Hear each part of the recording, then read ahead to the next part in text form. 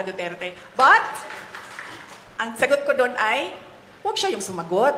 Hindi naman siya si President Marcos. Diba? Hindi ko naman sinabihan si Secretary Laurel na, huy, nasaan na yung pangako mo na 20 pesos per kilo na rice? So bakit siya yung sumasagot? Ang pangalan niya ba ngayon ay Bongbong Marcos? Diba? At saka bakit nagtatago yung presidente sa likod ni Secretary Laurel? Si Secretary Laurel ba yung nagsabi nun? Hindi naman di ba? Di ba? Naalala niyo ba yon? Nakita niyo ba yung video na yon? Nangangampanya pa, di ba? Oh, di ba siya yung nagsabi? May evidence ba tayo na si Bongbong Marcos nagsabi nun? Well, si President Marcos ang nagsabi nun? At irespeto nyo ang bawat buto namin!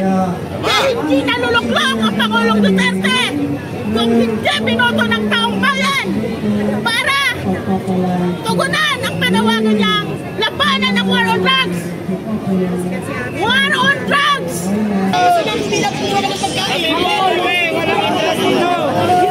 Ay, nakamano! Wala po rin hindi na makapasok! Kumabanat kay Tatay Mo! Yan! Sir, pasuyo po sa gilid po kasi yung daanan po natin wala na. Kami kuya, hindi mo tama sa Pasuyo po. wala pa bakit nagkakapat sa akin. Sige, ayan, itapat mo rin sa akin yan. Tapat yan! Bakit yun nangaaway? Nangaaway pa ako? Hindi ko nangaaway ah. Ikaw nga bumabanat eh. Hindi naman mo, sir. Hindi naman makaway. Hindi naman natanong mga Duterte. Kali na sa demokrasyang bansa tayo. Tama ba yun?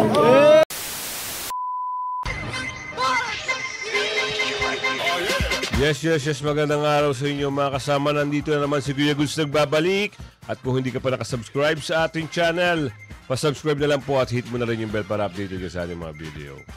O, ano meron? Morning sa lahat ha. Naku po kagabi. Oo, merong muntik maging kwento na lang. Oo, dahil pumunta ho ito doon sa rally ng mga kasamahan dyan sa may Ezra Shrine. Naku po. Muntik na maging kwento na lang si Kuya. Buruin mo, mantakin mo pumunta ka doon mag-isa at gagawa ka ng kwento. Oo, na may nakakilala dito, ayon sa video. Naku po, anak ng tipak na magkakaletse-letse na. No? Buti na lang mababait ho yung mga vlogger ng DDS at hindi ka napahamak, Kuya. Oo, kasing maling-mali yung ginagawa mo. Oo, huwag ka naman sana magalit ha? Kasi kung meron ka magandang pag-iisip, no, hindi mo gagawin yan. Diba? Tama naman eh. Paano kung halimbawa na lang may mga supporter na talagang nakita ka. Buti mga vlogger na mababait ang nakakilala sa iyo. Kung may galit sa iyo doon ng mga supporter, hindi nagkaletse-letse na. Ano sasabihin na lang sa iyo ng mga kamag-anak mo di mo mabait ho yan. Baladasal ho yan. Matulungin ho yan.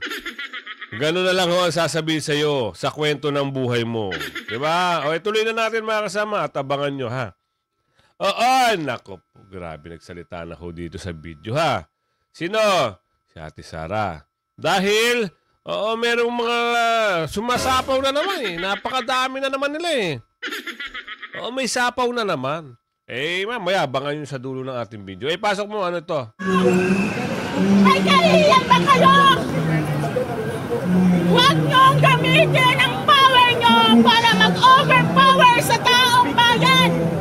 Kung mahal niyo ang bansang ito at wala kayong nagawang matina sa bansang ito, magsialis na kayo sa pwesto. Dahil ang bansang ito ay isang dakila. Sa ngayon, powerful kayo. Tandaan niyo yan. May karma. Lahat kami nananalangin. Pananagutin kayo hanggang sa third generation ng buhay niyo. Pananagutin kayo. Lahat ng ginagawang ito, hindi karapat-dapat. Hindi dapat mangyari. Pero nagbingi-bingihan kayo dahil sa pera. Pera ng taong bayan yan. Hindi pera nyo. Kaya maging totoo kayo. 125 million. Nakita po nyo ba na nationwide? May office ang VP. Ang bilis ng public service na. Nakakatulong kaagad siya. Kayo, Congress, kayo na kayo nagsilabas. Bakit eleksyon? Lumabas na naman yung pondo nyo. Bago kayo tumira sa binuto namin na minahal namin Pangulong Duterte. Ang taong bayan, pakinggan nyo at irespeto nyo ang bawat buto namin. Dahil hindi naluluklok ang Pangulong Duterte kung hindi binoto ng taong bayan para tugunan ang panawagan niyang labanan ng war on drugs. War on drugs! Ginusto ng taong bayan dahil napagod na kami sa kakaiwas ng mga adik, Yan. snatchet, na naghari-harian sa balang ito. During the 30 time, ang buhay namin, nakaramdam kami ng kaginhawaan na lahat ng adik, nagnanakaw, nagtatago, hindi namin nakikita. Walang slash ang bag namin pag pumunta ng Divisoria. Kung saan kami naglalakad, kung saan yung area na bigla ka na lang saksakin. Pag may kinuha sa'yo, wala na. Tuwang-tuwa kami sa war on drugs si Presidente Duterte. Kayo ba, Congress? Anong naramdaman nyo? Yun ang kaisa-isa namin pag-asa. Tapos ngayon, sisiraan nyo, yuyurakan nyo ang pagkatao ng Pangulong Presidente Duterte sa war on drugs, sa bias na investigation nyo. Puro biktima ng mga kriminal ang pinaglalaban nyo. Sino ba mahalaga sa bayang ito, mga kriminal? Na walang kwentang tao sa mamamayang ito? Ganon ba kayo? Ganon ba ang thinking nyo? Ganon ba kayo magmalasakit sa bayan? Parang sinabi nyo, maging kriminal na kaming lahat. Kasi may tagapagtanggol, kundi ang Kongreso. Yan ba ang gusto nyo ipahayag sa investigasyon na yan? Nagtitipid kayo, nagtitipid. Pinatayan yung ilaw. Ang mahal namin President Bibi Sara. Nagtitipid kayo, pero araw-araw kayo nag-imbestiga dyan na hindi gusto ng mamamayang ito ang investigation yung bias. Please lang, Congress! Wala nga yan. Adirawan. Ayan, o, yan. Ayan, si Takis. Ito na oh. Ito na ho yung ano, yung isang pumunta at nag-live. Naku po kuya naman. Sa dami-dami na pwedeng isipin sa mundo. Sa dami-dami na pwede mong gawin sa hapon na yan o sa gabi na yan. Eh bakit na... Anong naisipan mo kuya? Gusto mo ipahamak ang buhay mo? Ah? Buti na lang kuya, mabait ang mga vlogger ng DDS, hindi ka kinuyog. O kung nagkataon, sabi ko nga sa'yo, baka diretso na yung... Naku, pantay na yan. Kawawa ang pamilya mo. Ah? O, tuloy natin. Ayun pala yun. Bakit nakapila ka dyan, kuya? Kuha ng pagkain? Gutom na ako eh. O, tama. Pero posisyonan ng mga Duterte, ha? Wala akong sinasabi ha. Wala, ikaw sa takero na. Tama. Ikaw sa takero. Huwag yung i-quiz. Huwag kayong mag-upload na sasabihin nyo, oh, bakit itatapat mo ngayon sa akin? Wala akong sinasabi ha. Oh, ikaw sa takero, tama? Bakit itatapat mo ngayon sa akin? Hindi ako. Huwag mo itapat yan. May nagsalita na ikaw sa takero eh. Huwag nyo manuhin, ha? Kayong tumikira sa Pangulong Duterte. Huwag nyo malipustahin ang mga Duterte. O, iharap mo na sa akin? Huwag mo iharap yan. Walang gagalaw. Wala. Walang gagalaw sa'yo. Walang gagalaw dyan, ha? Wala.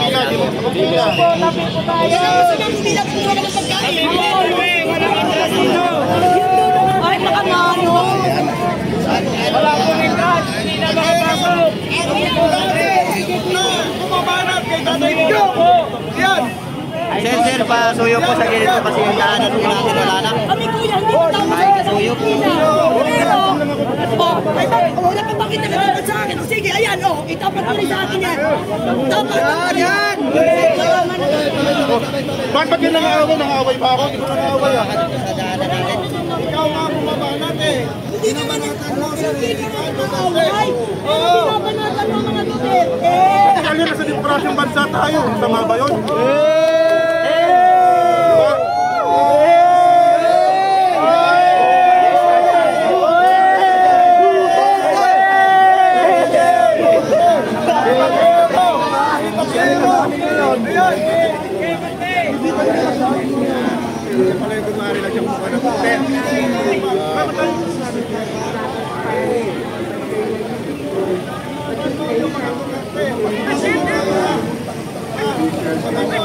Tapos nagawa ng kutit yan na ano.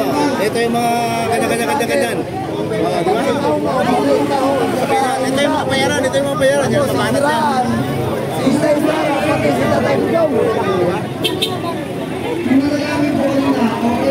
Pupila siya, pupila. Tapos siyempre nagawa ng kutit sa ilit. Ano ito sa amin ngayon? Papanatan mo ba ngayon? Presidente.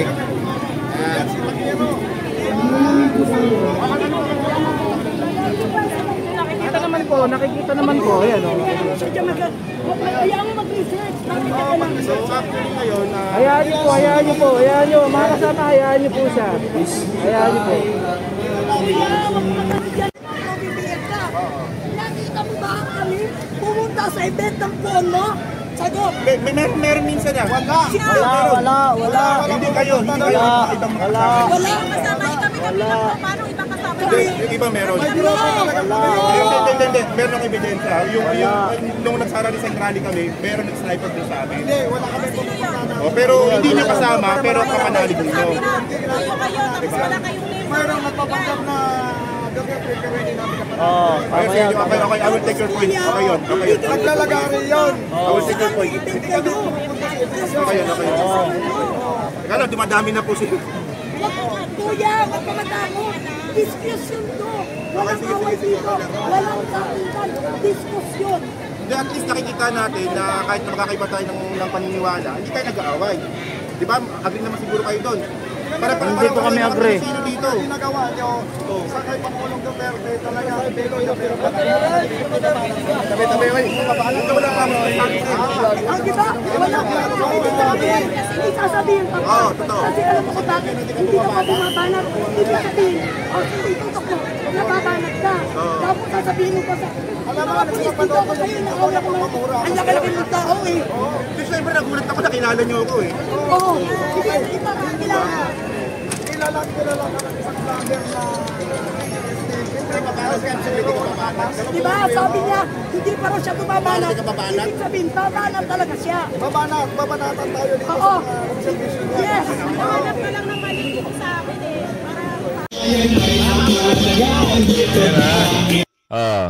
Panood nyo mayroong striker doon sa rally na naganap kagabi. Naku po. Tapang ni Kuya. Buti lang mababait talaga at hindi siya nakwento na lang. Eto, mapunta tayo dito. Ano ba yung mga pag-uusap dito? Oo, may balita rito. Oo. Alamin natin OPP mas mataas ang katukulan sa mga ahensyang nagsasampa ng kaso. Tama naman. Kaya nagugulat na lang tayo, bakit itong mga ito, lagi na lang si Ate Sara ang punteriya. Wala na ba kayong ibang maisip, no? Oo. Saka mamaya, ibibigay natin yung slide patungkol naman doon, Bakit? Oo, parang na-personal na yung isang isang kongresista, na taga Laguna. Na-personal na. Bakit daw binabanatan daw siya ni Senador Marcoleta? Aba. Napaka-galing mo naman magkomento, Kuya. Eto naman bigyan na natin, May paalalang isang political strategist kaugnay sa ginagawa ngayon ng ilang ahensya ng pamahalaan laban kay Vice President Sara Duterte. Si MJ Mondihar magbabalita. Mariing kinundina ng political strategist na si Professor Malu Tiquia ang tinawag niyang maltreatment na ginagawa ng ilang ahensya ng gobyerno laban kay Vice President Sara Duterte. Ang NBI, pinasabti na ang bise dahil raw sa mga banta nito sa buhay kay Pangulong Bongbong Marcos. First Lady Lisa Marcos at Speaker Martin Romualdez. Sinampahan naman ng Quezon City Police ng kasong assault si VP Sara at ang hepe ng Vice Presidential Security Group na si Colonel Raymond Lachica sa issue ng transfer of detention kay OVP Chief of Staff Attorney Zulaika Lopez. Sinabak naman ang lahat ng kasapi ng VPSG at papalitan ng mga bagong pulis at sundalo. Lahat hindi dumaan sa approval ng VP. Crucial sa bise, nakilala niya ang lahat ng kasapi ng VPSG dahil ito ang nakatoka sa kanyang seguridad. Sabi Professor Tiquia, hindi deserve na ikalawa sa pinakamataas na lider ng Pilipinas ang ganitong pagtrato. Si Vice Presidente ay second highest official of the land. Bigyan naman niyo yun ng respeto kasi under sa protocol, sa admin code, ang second highest of the land, pag ikaw ay nasa room at wala ang Pangulo, ang second highest of the land automatically receives the respect and what do you call this, the way they are treating her because she is the second highest. Sa panayam sa SMNA Radio, ipinunto ni Tiquia na may karapatan ng VP na magsalita para sa kanyang kapakanan. Ipinaalala naman ni Professor Tiquia sa DOJ, NBI, PNP at AFP na mas mataas ang Office of the Vice President sa mga ito batay sa hierarchy of government at dapat pantay ang paggalang ng mga nabanggit na ahensya sa OVP at sa Office of the President. Wala bang right ang Vice Presidente? Ang Vice Presidente ba ay laruan lamang, statwa, na sasabihin ng Pangulo, dito ka, ganun ang gagawin? Maling-mali yun. Umaasa naman si Tiquia na magkakaroon ng linaw ang mga issue laban sa bise at matatauhan ang lahat ng mga nabanggit at tanggapan na labis na ang pagtrato nila sa Second in Command ng Pilipinas. Para sa Diyos. Yan. Wala na ho kasi talagang respeto. At alam mo nyo bakit? Takot din kung sino yung nakaupo ngayon. Kasi di ba, naalala nyo, bumisita siya sa UAE. Naku po. Dahil sa kagustuhan manatili sa pwesto, kung sino man yung nakaupo ngayon, hindi sa BP. Pinasa yung, hindi inatasan ng BP doon sa, siyempre alam nyo naman, pag ang Pangulo ay aalis ng bansa, dapat yan, nakaatang yan, yung responsibilidad sa BC. Hindi ho doon inatas. Doon palang malalaman nyo na bakit. Diba? Baka daw pagbalik niya, lahat ho ng Congress tanggal na di umano. Diba? Sa totoo lang, kaya ho siguro kumambyo. Sabi dito, nagkwento lang ha. Ito pangalanan natin Kuya Teddy. Sabi ni Kuya Teddy rito, kaya ho biglang kumambyo yan. Dahil ho, yung hari, di umano ha, yung hari ng Dubai, maka Duterte. Baka sinabihan daw ito di umano. Ayan ang hindi pa natin napapatunayan. Pero nagsabi, karamihan nakita nyo ba yung kulay green? Bakit magkumomotive ka ng kulay green? At alam mo na meron kang bisita, hindi nyo ba kasi alam? Ito lang halos karamihan ho ng, sorry masimun tayo. Karamihan ho ng mga kadama ng mga hari ay Pilipino. Mostly po ay mga taga Mindanao at mga Bisaya, Davao. Nak. Bakit green ang motif ng fun run? At nak. Wala hata hong umatin Parang malungkot. Dahil ang halos ang mga kababayan Pilipino na nasa Abu Dhabi at Dubai hindi excited di umano sa pagbisita. Wala hong nabalita na, di ba? Wala hong nagbigay ng balita patungkol doon. Di sana nakita natin, wow, warm welcome. Wala ho No. At may nakapagsabi rito, ating mga kababayan, biruin nyo suportado po ng hari ang mga Duterte. Yan ang katotohanan.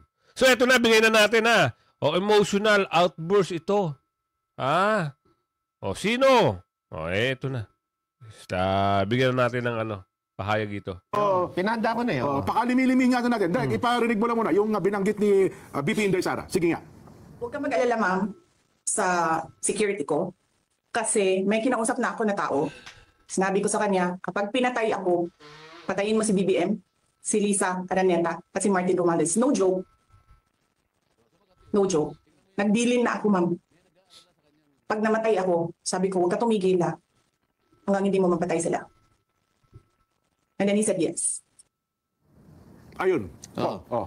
Yung sinabi niya, huwag kang mag-alala, ma'am. Ewan ko sino yung kausap niya. Paano po ito online press con kung parang natanong siya ng isang reporter doon sa online Kaya lang sinagot niya, huwag kang mag-alala, ma'am. Kasi nga pinanggalingan nito may threat sa buhay niya. Unang-una tinanggal yung kanyang mga gwardiya, tama? So, ayaw kong debatihin yun. Ayaw kong puntahan yun. Opo. Sinabi niya may threat sa buhay niya. Ngayon, may nagtanong sa kanya, huwag kang mag-alala, ma'am. Sabi niya, tinig ko. Opo. Para sa ganun, ay mawala yung threat na yon o kaya ma-counter ang threat na yon. Sinabi niya, nagaya na rin ako. Pag ako'y napatay. Pag ako'y napatay. Opo. Meron kasi sinabi, diretso ba si papatayin ko kayong lahat? Iba yun eh. Iba Wala. Napatay. Pero yung threat na merong laman. Merong laman at buto. Opo. Diyan, tandaan mo to. May laman at buto, opo. Walang kondisyon ito, papatayin kita. Okay, opo. Diretso yan. Diretso yun eh. Yun Kaya talaga. sinasabi ko, emotional outburst ito eh. Kasi nangyayaring struggle, sa nangyayaring, baka naman sabihin, kinakampihan ko na, ina-analyze natin din. Ano pinanggalingan ito? Ano pinanggalingan? Lahat na ng puwersa, lahat na ng kanyon ng House of Representatives nakatutok sa kanya, samantalang yung 349 na binigyan ng audit observation memo ng COA, tatawa-tawa lang. Nakaligtas sila. Bakit ganun? Napagkatas may threat sa buhay niya. Itong mga tao niya na araw-araw inuusig ng good government. Ito siguro talaga sumobra na eh. Nakakulong. Yung Yusek Lopez. Yung Yusek Lopez. Opo. Akalain mo nagpasinag lang sila ng mga video. Bigla na lang in-extend ng another 5 days ang pagkakakulong. Ano nangyari? Iniiba daw yung tagpo tsaka hindi na naman daw lumiyan. Sinong nag-iba ng tagpo? Pinayagan ba yun na matanong man lang kung may kaugnayan siya sa mga pinalitaw ng mga video? May nakapagsalita ba sa kanya? Meron siyang abogado na magsalita para sa kanya? Para depensa ng sarili? Wala. Bigla na lang nag-motion, walang objection, in-approve yun. Kasi hindi ako pwedeng mag-object eh. Kasi daw hindi ako member eh. Hindi ka member yung committee. Kapag hindi ako member, hindi ako pwedeng mag-object. Ganun ang ano nila eh. Ayun. Anong klaseng proseso nangyayari? O ikaw ang Vice President. Baka higit pa doon, nasabi mo eh. Yan Kita nyo Marami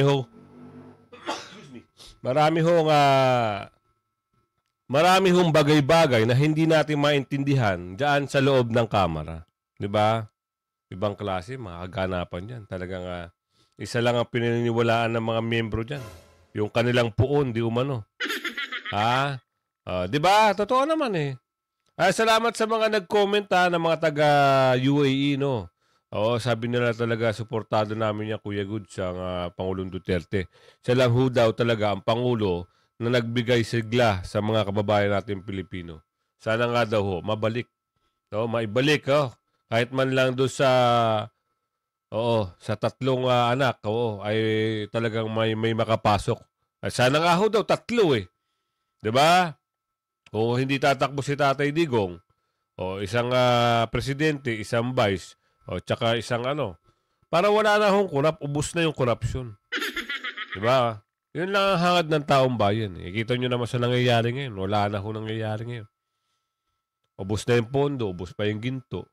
May panibagong utang. Ayon yan sa balita. Nakakalungkot Pinaghihirapan, pinipilit pa bangunin sa isang iglap, pa 2 taon, pa 3 taon, ubos. Ano mangyayari sa ikatlong sa ka-6 na taon? Baka talagang ang ginto ay ang peso versus dollar ay baka umabot na 100. Yan lang po yung mga bagay-bagay na pwedeng mangyari dahil nga sa sitwasyon. Diba? So ito na ano nangyari dito? Bakit hindi pinakita sa media na nagkaroon ng ganito komprontasyon? Ayon yan dito sa pahayag ni Senador Marcoleta na siya ay pinersonal. No?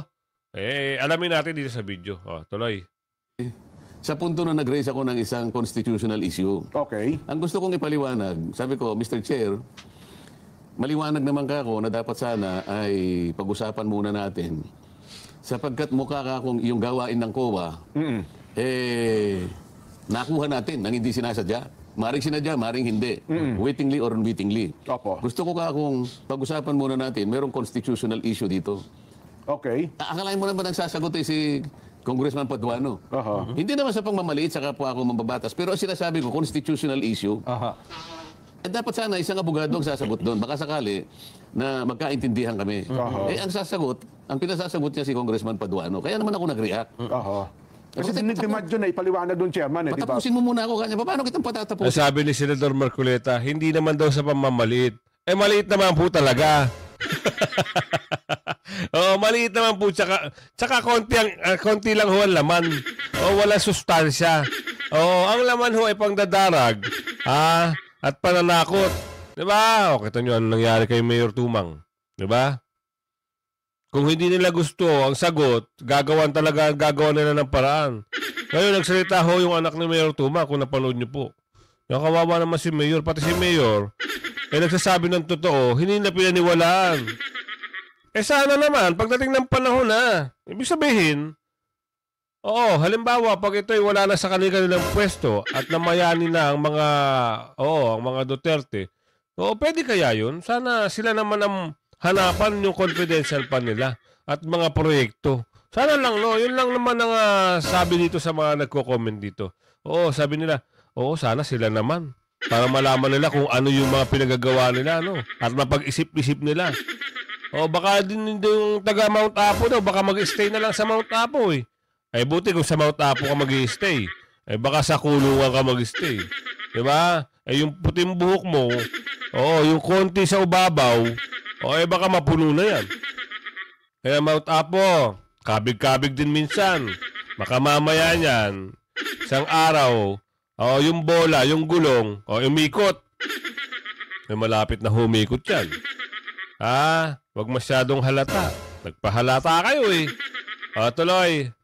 I am addressing my question to the chairman. Bakit ikaw ang magpipilit na sasagot? Hindi ba parang, pumunta ako sa kanya, sabi ko, Mr. Chair, wag naman ganito. I am raising a constitutional issue and you will ask Congressman Paduano to reply. Wag mo naman kakawa kong insultuhin. Ayun lang.